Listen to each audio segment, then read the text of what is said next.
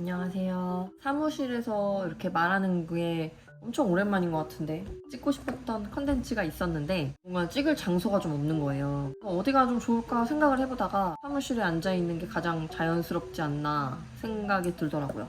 그래서 오늘은 사무실에서 저 혼자 있을 때, 지금 다 퇴근하셨어요. 저 구독자 2,000명이 됐습니다. 이게 진짜 1,000명까지는 좀 되게 시간이 오래 걸리고 어느새 2,000명이 구독자가 생겼어요. 영상을 이렇게 지나갈 때 보기는 해도 구독을 누른다는 거는 계속 보고 싶다는 그런 의미가 있는 거잖아요. 진짜 너무 감사해요. 2,000명 너무 감사합니다. 그러면 오늘은 좋은 세무사 사무실에 들어가는 방법에 대해서 한번 얘기를 해볼 거예요. 텍스박스 그 인스타그램 있잖아요. 거기에도 제가 원고를 작성한 게 짧게 올라가 있긴 한데 영상 중에 댓글이 그런 게 되게 많이 달려요. 뭐 좋은 세무사 사무실 들어가는 방법이 뭐가 있는지 그런 거에 대해서 되게 많이 굉장히 물어보시는데, 사실 아시다시피 제가 세무사 사무실을 뭐 엄청 오래 다닌 건 아니잖아요. 이제 11월 되면 딱 만 3년이 되거든요. 그렇기 때문에 더 잘 느낄 수도 있을 것 같아요. 좋고 나쁨의 그런 기준이 더 이렇게 와닿는 연차이지 않나. 좋은 세무사 사무실인지 아닌지 사실 직접 겪어보지 않고서는 판단하기가 좀 힘들죠. 근데 이거는 세무사 사무실뿐만이 아니고 일반에서도 마찬가지예요. 여기가 좋은지 아닌지, 똥인지 된장인지 이건 진짜 분명히 먹어봐야지 아는 거죠. 직장이라는 데는 분위기도 파악해야 되고 하니까 딱 첫눈에 봤을 때 좋은지 아닌지를 판가름하기는 좀 힘들지만, 일단 첫 번째는 최저임금을 준수하고 퇴직금이 보장되는 회사. 요즘 사실 최저임금을 안 지켜주는 데가 거의 없지 않나요? 없겠죠? 없어야 되고. 옛날에는 진짜 박봉이었다고 해요. 세무사 사무실이. 적게 주는 데가 있다? 그거는 난 절대 걸러야 된다고 생각해요. 법을 지켜야 되는 사무실에서 법을 지키지 않는다면 그것도 문제 있는 거라고 생각해요. 근데 이렇게 최저임금을 준수하지 않는 사무실은 거의 없다고 생각하고, 아무튼 혹시나 있다고 하면은 진짜 걸러야 된다고 생각합니다.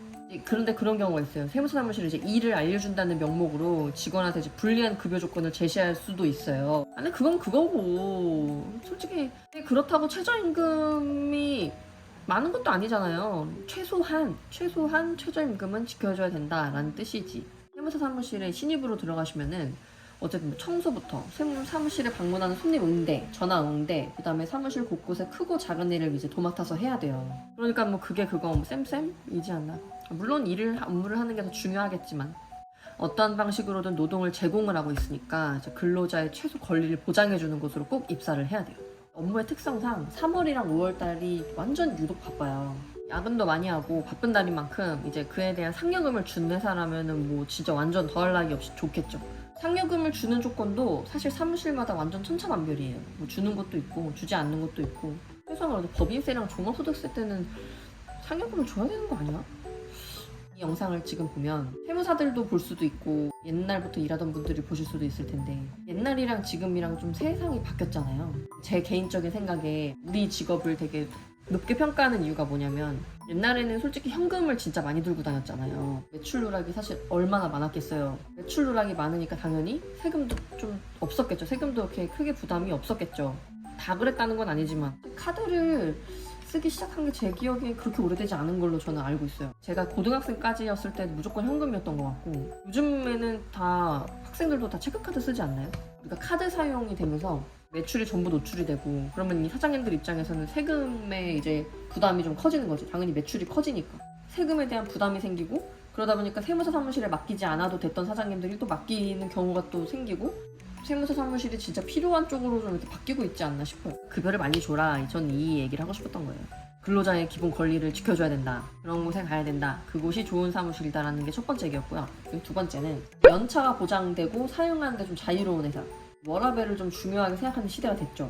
연차의 유무와 자유는 다니고 싶은 회사를 판가름하는 요소 중에 굉장히 중요한 부분이 됐어요. 대체로 이제 세무사 사무실이 연차 제도를 잘 반영해주고 있지 않을까요?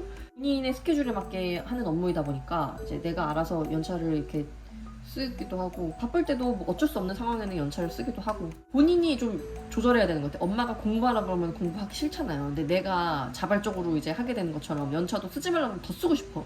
본인도 물론 책임감을 느껴야 되지만 스스로 좀 자율적으로 컨트롤할 수 있는 회사가 좀 좋은 회사라고 생각해요. 신입 직원의 경우에는 온전히 혼자의 힘으로 신고를 하기보다는 선임의 도움을 받아 신고를 해야 되기 때문에 스스로 스케줄 조정을 하기 어려움이 있을 거예요. 근데 뭐 어쩔 수 없는 경우를 제외하고는 이 세무사무실 다니는 직원분들은 보통 상반기에 장기 여행이라던가 큰 스케줄은 잡지 않더라고요. 본인도 책임감을 갖고 좀 융통성 있게 조절을 물론 해야 되겠죠. 연차가 보장이 되고 사용하는 데 제약을 주지는 않지만 자유로움 안에서 직원 본인이 조절해가지고 사용할 수 있는 연차, 모두가 좋은 환경을 누리면서 일할 수 있는 방법인 것 같아요. 세 번째는 사수가 있거나 일을 잘 배울 수 있는 환경이 조성되어 있는 회사. 큰 틀은 있지만 어쨌든 그 내부적으로 세부적인 부분이 굉장히 바뀌기 때문에 새로운 세법이 생기기도 하고 계속 공부를 해 나가야 되는 직업이에요. 신입으로 입사하시는 분들한테는 이게 진짜 중요한 것 같아요. 만약에 사수도 없고 뭐 유튜브 보고 해라, 뭐 네이버 보고 해라 막 이렇게 말하는 거는 너무 무책임한 거라고 생각해요. 만약에 그렇게 해가지고 신고해서 실수를 했는데 그럼 그거 누구한테 책임을 돌릴 거냔 말이지.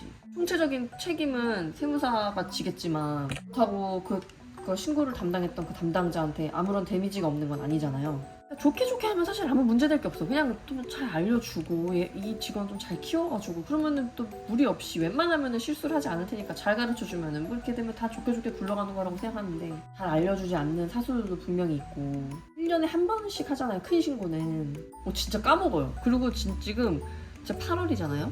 종합소득세 신고 5월에 했단 말이지. 지금 3개월밖에 안 지났잖아요. 근데 갑자기 종합소득세 신고를 못했다고 기한으로 이제 방문했는데 갑자기 뭔가 머릿속에 정리가 좀 필요한 거예요.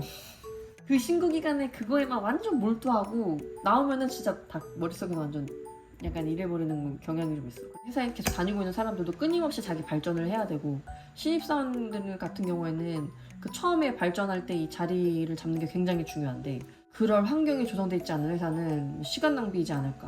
사무실에서 좀 직원의 끊임없는 발전을 위해서 도와줄 수 있고 이렇게 밑거름이 되어줄 수 있는 회사. 좋은 영향들이 이렇게 계속 굴러가야지 되는 것 같아요. 네 번째는 사무실 복지. 복지는 진짜 완전 중요한 것 같아요. 복지도 완전 다양해졌어요. 제가 옛날 영상 보면은 사무실 복지에 대해서 얘기했던 영상이 있는데 새로운 복지는 계속해서 생겨나는 것 같아요. 뭐 엄청 특이하게 야근을 어떤 방식으로 하는지. 야근하는 것도 그렇더라고요. 야근도 뭐 다 같이 하는 사무실이 있고 개인이 개인을 끝나면 가는 데가 있고 본인한테 맞는 걸 찾는 거지. 그리고 이제 5번째는 제일 중요한 거. 이거는 제가 일반 회사도 다녀봤지만 제일 중요한 거는 직원들 분위기가 진짜 좋은 곳이에요.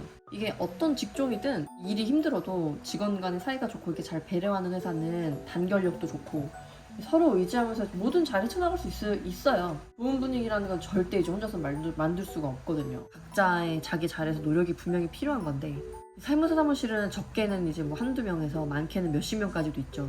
이게 숫자를 다루는 일이고 하다 보니까 예민해질 때도 있고 하루에도 몇 번씩 막 기분이 왔다 갔다 할 때도 있고 많은 시간을 함께 보내잖아요. 우리 직원들이랑 감정이 상하고 속이 좁아지는 일들이 생기기도 해요. 분명히. 그런 일을 대수롭지 않게 잘 헤쳐나가고 웃는 날이 이제 많은 사무실은 정말 좋은 사무실이라고 자신 있게 말할 수 있을 것 같아요. 분위기가 제일 중요한 것 같아요. 분위기. 어디든. 이렇게 한번 얘기를 좀 나눠봤는데 좋은 세무사 사무실, 좋은 직장 마찬가지로 너무 추상적이고 사실 애매해요. 만약 지금 다니고 있는 곳이 좋다라는 생각이 든다면 누가 뭐라 그래도 그곳이 바로 제일 좋은 세무사 사무실인 거예요. 자, 우리 다 멋있는 일을 해내고 있잖아요. 가장 중요한 건 좋은 사람을 만나려면 내가 좋은 사람이 되어야 하듯 직장도 마찬가지라고 생각해요. 직장은 내가 근로를 제공하고 또 그에 걸맞는 대가를 받는 곳이잖아요. 내가 제대로 된 근로를 제공하지 않으면서 좋은 대가만 바란다면 운 좋게 좋은 사무실에 입사를 했다고 해도 그 행운이 이제 오래 가지 않을 거란 얘기죠. 나의 가치를 올리고 또 가치 있는 직원들이 많은 사무실이라면 똑똑한 세무사님, 똑똑한 사장님은 그 직원들을 놓치지 않기 위해 또 좋은 조건을 제시를 해주겠죠. 근데 이 회사라는 게 애증이야, 애증. 내가 제일 많이 하는 말이 있는데 무조건 나를 분리해야 돼. 회사는 회사, 나는 나. 무조건 분리를 해놓고 모래를 꽉 쥐고 있으면 얘가 다 빠져나가잖아요.